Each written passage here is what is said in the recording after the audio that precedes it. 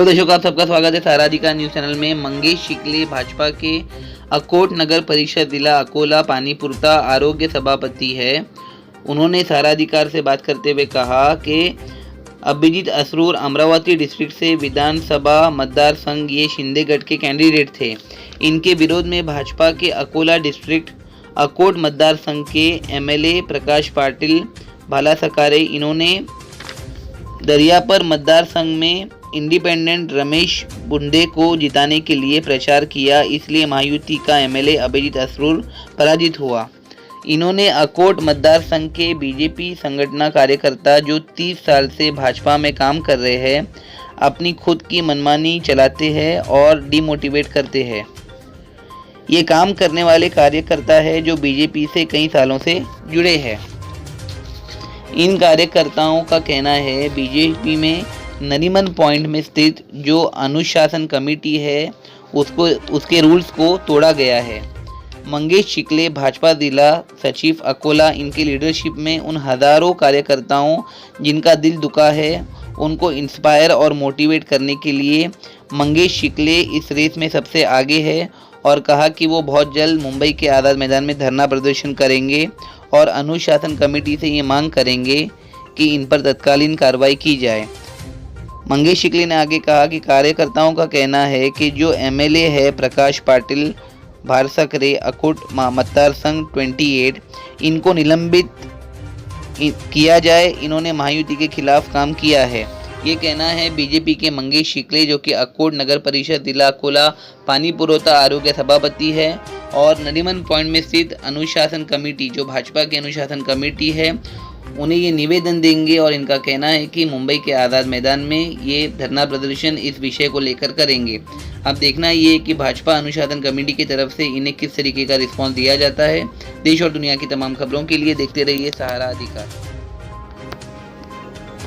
नमस्कार दोस्तों, मैं आशा शर्मा सहारा अधिकार न्यूज चैनल में आपका स्वागत है। जिस तरह देश दुनिया की बड़ी से बड़ी खबर हमारे चैनल में दिखाई जा रही है, ये मुद्दा काफ़ी गंभीर हो चुका है। विधानसभा चुनाव को लेके जो सरकार में बदलाव आना चाहिए था उससे भी बड़ा ये मुद्दा बन चुका है। हमारे बीच जुझारू नेता जुड़ चुके हैं। सर नमस्कार, बीजेपी में किस तरह का बदलाव आया और आपके जीवन में किस तरह का बदलाव आया वो हमारी जनता को बताइए। देखो मैडम, पिछले 22 साल से मैं भारतीय जनता पार्टी का एक कार्यकर्ता से लेकर जिला से अलग अलग पद पर काम किया हूँ। उसी के सिवा भारतीय जनता पार्टी का 3 बार नगर सेवक रह चुका हूँ, 4 बार सभापति रह चुका हूँ और पार्टी और संगठन बढ़ने के लिए मैंने मेरी पूरी ज़िंदगी लगा दी हुई। आज मेरी 43 ईयर्स एज है, उसमें से मैंने आज पूरे 22 साल आधे ज़्यादा उम्र मैंने पार्टी के लिए काम किया। मगर किसी एक प्रकार से किसी के प्रति मन में मैल रख के हमारे जो जिला अध्यक्ष है भारतीय जनता पार्टी के कांग्रेस पार्टी तथा हमारे एमएलए, इनके माध्यम से मुझे पार्टी से बेदखल करने का पत्र निकाला गया। इसे उसको अकाल पट्टी बोलते हैं। इस प्रकार हमारी भावना को आहत पहुंचाने का काम किया। मैं नहीं, ऐसे हमारे 11 प्रतिनिधि थे। वास्तविकता हमारा ये कहना है कि किसी भी प्रकार की भारतीय जनता पार्टी से मैं 22 साल से जो काम कर रहा हूँ उसमें सबसे बड़ा यही काम है कि भारतीय जनता पार्टी जो है व्यक्ति की पार्टी नहीं, संगठन की पार्टी है और संगठन में संविधान है।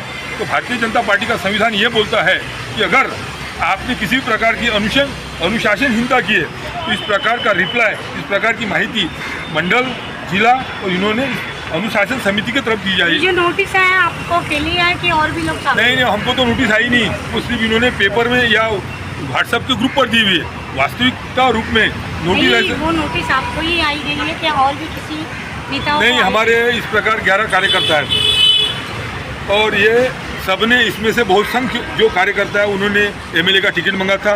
उस माध्यम से हमारे देवेंद्र जी, ये हमारे प्रदेश अध्यक्ष बावनकुड़ी जी, जिनसे हमारी 5-5, 6 मुलाकातें भी हुई है, इनको इस प्रकार का ज्ञान है और हमने वही बात उनको दोहराई है कि इस प्रकार हमने अगर टिकट मांगने से अगर कोई ग्रुप हमने पार्टी बड़ी करने के बाद में अगर ये संगठन में रहे तो अपने को तकलीफ हो सकती है।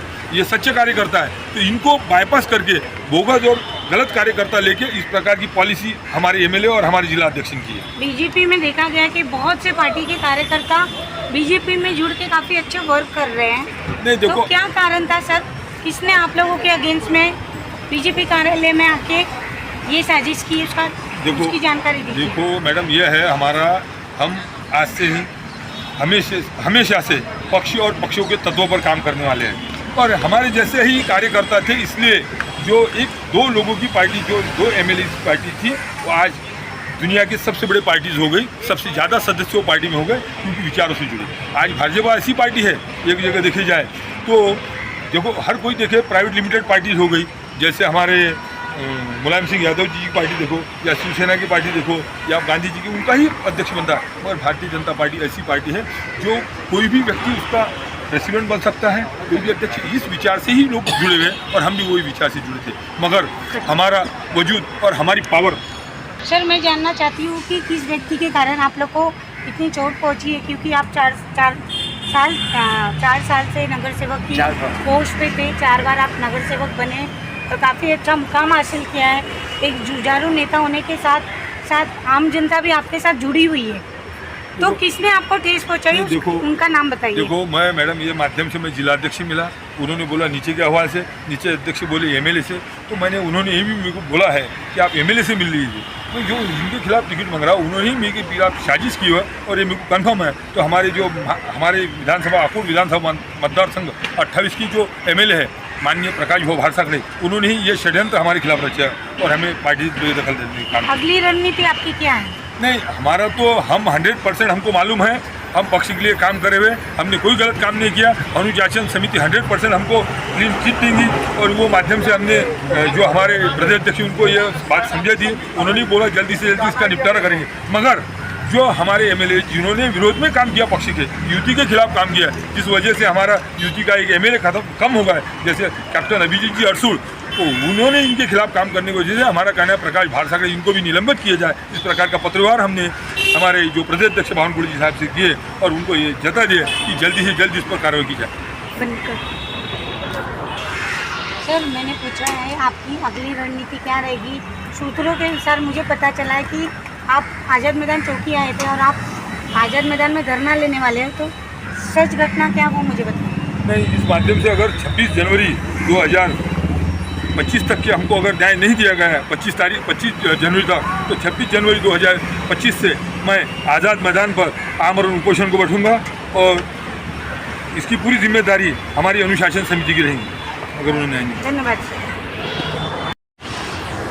दर्शकों, ये थे हमारे साथ मंगेश चिखले जी, आकोट नगर परिषद जिला अकोला पानी पुरोठा आरोग्य सभापति, जिन्होंने काफ़ी सारे खुलासे किए और एक कैंडिडेट के बारे में भी खुलासा किया जिन्होंने महायुति सरकार में रहने के बावजूद उसके अगेंस्ट में काम किया है और इसी वजह से मुंबई के प्रसिद्ध आज़ाद मैदान में ये बहुत जल्द धरना प्रदर्शन देने वाले हैं।